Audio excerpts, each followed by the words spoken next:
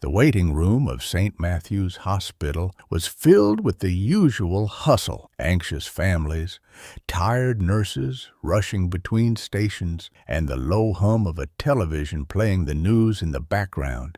Among the crowd sat an elderly man, his clothes worn and patched, clutching his chest as beads of sweat trickled down his forehead. His hands trembled as he leaned on a wooden cane that looked as old as he was. His name was Samuel, and today marked the third time in a month he had made the long walk to the hospital, hoping to find relief for the pain in his chest. Each time he had been turned away.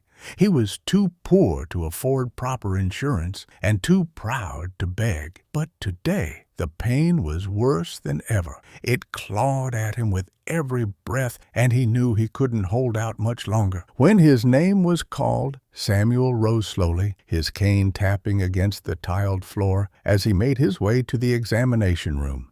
He was greeted by a young nurse with kind eyes who helped him into a chair.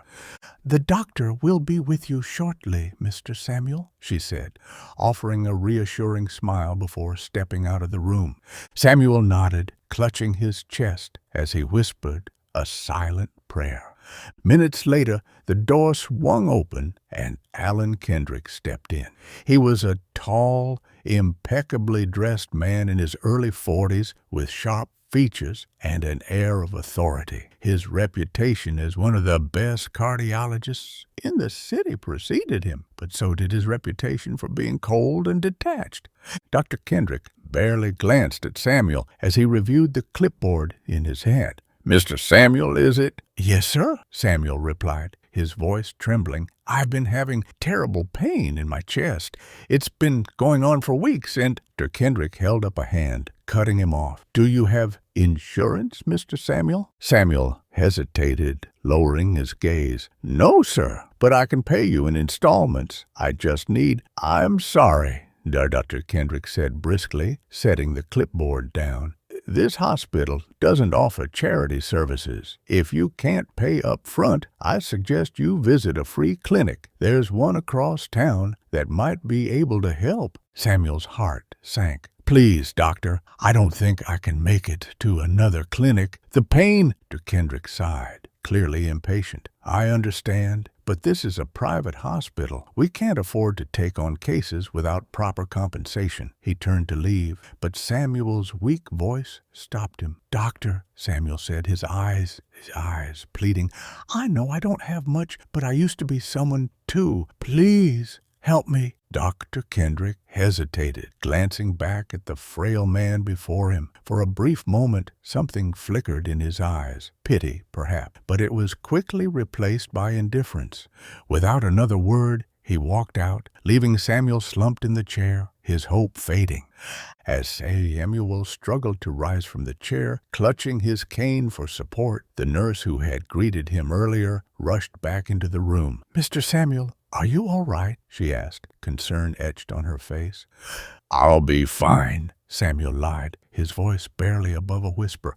"I'll find another way." The nurse bit her lip, clearly torn. "Wait here," she said firmly, before hurrying out of the room. Samuel watched her leave, feeling a mixture of gratitude and despair. He didn't want to be a burden, but he didn't know how much longer he could endure the pain. Dr. Kendrick, meanwhile, was in his office, preparing for his next appointment.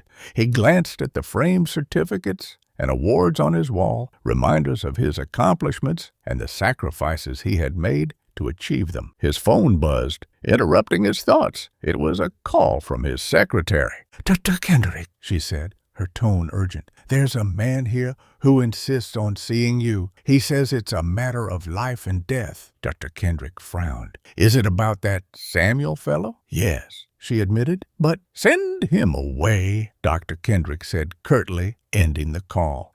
Unbeknownst to Dr. Kendrick, the nurse had taken it upon herself to call for help. She dialed the number of the hospital's director, an older man named Dr. Philip Carson, who had been a mentor to many of the younger doctors, including Kendrick.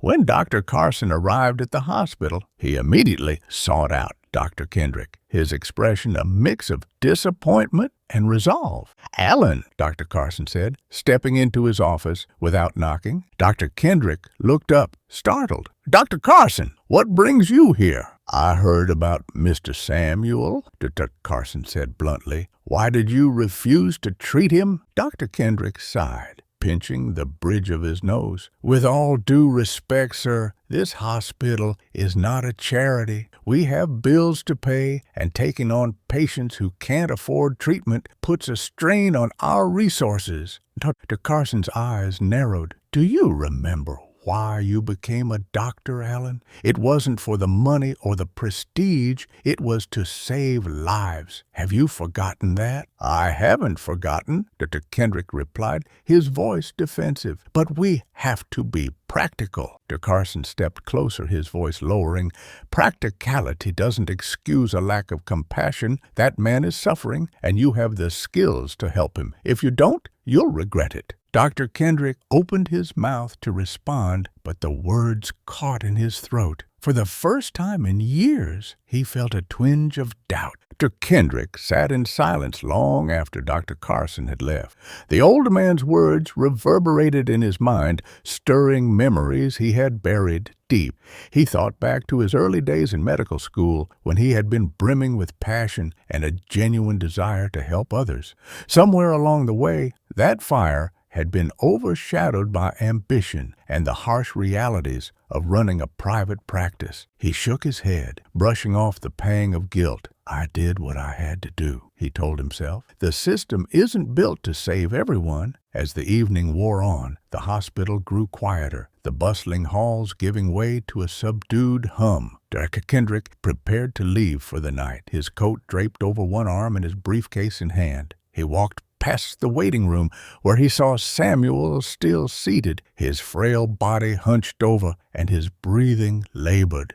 The sight made Kendrick hesitate. The man looked so vulnerable, so defeated. For a fleeting moment, Kendrick considered turning back, but then Samuel glanced up, their eyes meeting briefly. Dr. Kendrick felt an uncomfortable tightening in his chest. He quickly averted his gaze and walked out the door. Meanwhile, Samuel sat in the waiting room, feeling more alone than ever. The nurse had returned earlier, offering him water and a blanket, but there was little else she could do without a doctor's approval. Samuel leaned heavily on his cane as he tried to stand, wincing as a sharp pain shot through his chest. "Please, God," he whispered, his voice cracking, "just let me make it home." The streets outside the hospital were dimly lit, the glow of street lamps casting long shadows across the pavement. As Dr. Kendrick reached his car, he spotted a commotion near the hospital entrance. Two security guards were rushing toward a figure collapsed on the sidewalk. Dr. Kendrick's pulse quickened as he recognized the man. It was Samuel. Instinct took over. Dropping his briefcase, Kendrick sprinted back toward the hospital, shouting for a gurney. The guards stepped aside as he knelt beside Samuel, who was clutching his chest and gasping for air. "Mr. Samuel, can you hear me?" Kendrick asked, his voice urgent. Samuel's eyes fluttered open, filled with pain and fear. It hurts," he wheezed. "You're having a heart attack," Kendrick said, assessing the situation quickly. "Stay with me. We're going to help you." Within moments, a team of nurses arrived with a gurney. Kendrick helped lift Samuel onto it, barking orders as they rushed him inside. "Get him to the cath lab," Kendrick instructed. "We need to open the blockage immediately. Prep for an angioplasty." The staff moved with precision, their respect for Dr. Kendrick evident in the way they followed his lead. In the operating room, Kendrick worked tirelessly, his hands steady as he guided the catheter to clear the blockage in Samuel's artery. Time seemed a blur as he focused on the task, his earlier doubts and frustrations replaced by determination. Finally, after what felt like an eternity, the procedure was complete. Samuel's heartbeat stabilized, and his breathing eased. Dr. Kendrick stepped back, his gloved hands trembling slightly. He looked down at Samuel, who was still unconscious, and felt a wave of relief mixed with shame. He had almost let this man die. Several hours later, Samuel was resting in a recovery room, his color gradually returning. Dr. Kendrick sat at his bedside, watching the steady rise and fall of his chest. When Samuel stirred and opened his eyes, Kendrick leaned forward. "You're going to be okay, Mr. Samuel," he said softly. Samuel blinked, his expression one of confusion and gratitude. You saved me." Dr. Kendrick nodded. "Yes, and I'm sorry it took me so long to do the right thing." Samuel reached out weakly, his hand trembling. Kendrick hesitated before taking it, the simple gesture humbling him in a way he hadn't expected. "Thank you," Samuel said, his voice barely audible. Dr. Kendrick sat in silence for a long moment, holding Samuel's frail hand. The gratitude in the man's eyes pierced through the layers of pride and detachment that Kendrick had built around himself over the years. "You're welcome," Kendrick finally said, his voice soft, "but I owe you an apology. I almost let my arrogance get in the way of helping you." Samuel gave a faint smile, his lips trembling as he spoke. "I don't hold it against you, Doctor. Sometimes we all forget what matters most." The words struck a chord in Kendrick. He hadn't realized just how far he had strayed from the ideals that had once guided him. The satisfaction he used to feel when saving lives had been replaced by a cold focus on the bottom line. But Samuel's ordeal had shaken something loose, and for the first time in years, Kendrick felt like a doctor again, not just a businessman. "I want you to rest," Kendrick said, gently placing Samuel's hand back on the bed. "You'll need time to recover, but we'll take care of you. That's a promise." The next morning, Kendrick met with the hospital's administration to discuss Samuel's case. He explained the situation and advocated for the hospital to cover Samuel's treatment costs under its charity care program. The administrator, a middle-aged woman with a no-nonsense demeanor, frowned as she reviewed the paperwork. "Dr. Kendrick, we've discussed the limitations of this program before. Our resources are stretched thin, and we can't make exceptions for every case." "This isn't just any case," Kendrick interrupted, his voice firm. "Mr. Samuel nearly died because he couldn't afford treatment. If we can't help someone like him, then what are we even doing here?" The administrator looked taken aback. Kendrick's reputation for being aloof and detached made this sudden passion all the more surprising. After a moment of silence, she nodded. "I'll approve it this time. But we need to find long-term solutions for cases like this." "We will," Kendrick said, and for the first time in years, he meant it. Over the next week, Kendrick visited Samuel daily, checking on his recovery and ensuring he received the care he needed. Their conversations grew more personal, and Kendrick learned about Samuel's life before he had fallen on hard times. "I used to be a teacher," Samuel shared one afternoon, his voice steadying as his strength returned. "Taught math at the local high school for 30 years. I loved those kids like they were my own." "What happened?" Kendrick asked, genuinely curious. Samuel's gaze grew distant. "After I retired, my wife got sick, cancer. We spent everything we had on her treatments, but she didn't make it. After that, I just couldn't keep up with the bills. Lost the house, lost everything." Kendrick felt a lump in his throat. Samuel's story was a stark reminder of how fragile life could be, how quickly everything could change. "I'm sorry," Kendrick said, his voice quiet. Samuel smiled faintly. "Life has its way of humbling us, doesn't it? But I'm still here, still fighting, and now, thanks to you, I've got a little more time to keep going." Samuel's recovery became a turning point not just for him, but for Kendrick as well.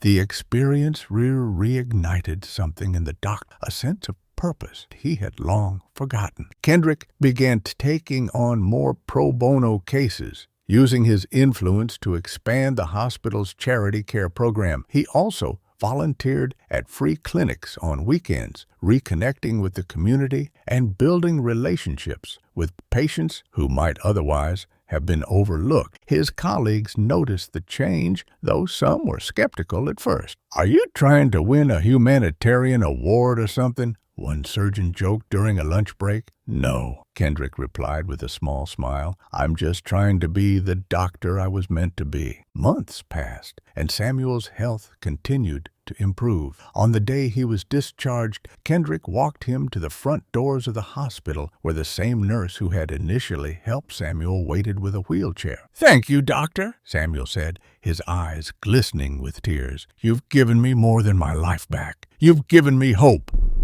Kendrick knelt beside the wheelchair, his hands resting on Samuel's. "It's you who gave me something, Samuel. You reminded me why I became a doctor in the first place." As Kendrick stood and watched Samuel leave, a sense of fulfillment washed over him. He knew there would still be challenges ahead, but he also knew that he was ready to face them with compassion, humility, and a renewed commitment to his calling. The story of Dr. Kendrick and Samuel became a source of inspiration throughout the hospital. It was a testament to the power of second chances, not just for patients, but for doctors as well. Kendrick had learned that true healing wasn't just about treating physical ailments. It was about seeing people, understanding their struggles, and doing whatever it took to make a difference. And in that realization, he found something he hadn't felt in years: peace.